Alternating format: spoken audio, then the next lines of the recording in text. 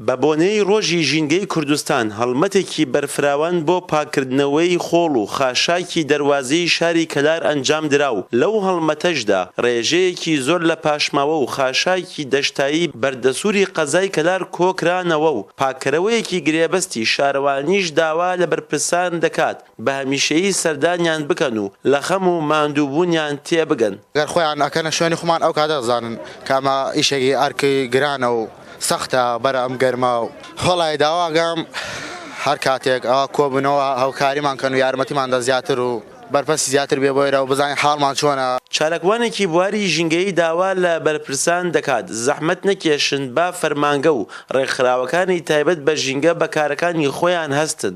داوا لە بەرپرسە بەڕێزەکان دەکەین بێحورمەتی بە ژینگە نەکەن بەوەی بەرپرسێک پرچی نەمامێک دەگرێ بە کڵاو دەستکێشەوە دوو حیمایە نەمامەکەی بۆ دەگرێ دوو حیمایە چاڵێکی بۆ دەکەنێ دوو حیمایش بە دوو بێڵەوە بۆی پڕ دەکاتەوە بێ ئەوەی خۆی بچەمێتەوە ئەوە بێحورمەتیکردنە بە نەمام کوشتنی نەمامە چووکە دوو سێ ڕۆژ دوای جەنابیان لەبەرەوە کەس نییە خزمەتیکە نەمامەکە وش دەبێتەوە.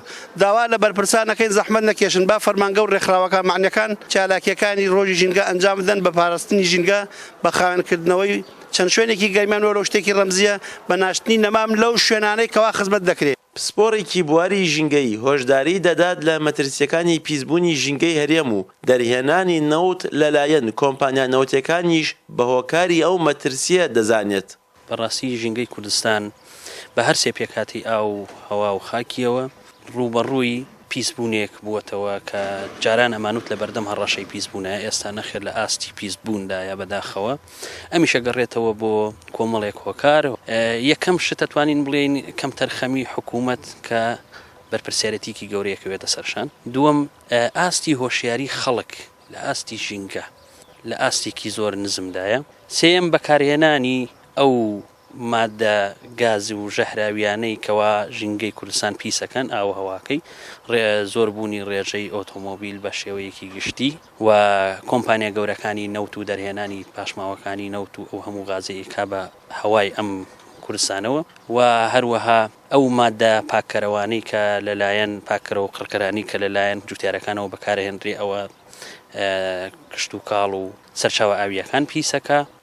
بەڕێوەبەری فەرمانگەی ژینگەی گەرمیانیش باس لەوە دەکات نەبوونی ڕێژەی سەوزایی پێویست و زۆری ڕێژەی ئۆتۆمبیل هۆکارێکن بۆ پیسبوونی ژینگە. ڕێژەی سەوزایی ئەتوانم بڵێم لە هەموو شار و شارۆچکەکانی کوردستان لە ئاستی ژینگەی پێویست دەهەنیە بۆ گیرگرفتانەی کە هەما گەورەترین گیرگرفت لە ژینگەی کوردستانە ئەوەی ئێستا هەیە زۆر بەداخەوە زۆربوونی ڕێژەی ئۆتۆمبیلەکانە کە دەرهاویشتەی گازەکان و مادەژاراوەکانیان زۆر بەرزە.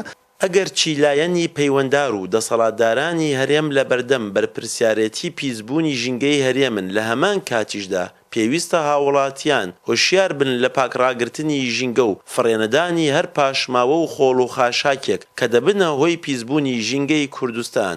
پشتیوانوەداوی کەناڵی ئاسمانی پەیام گەرمیان.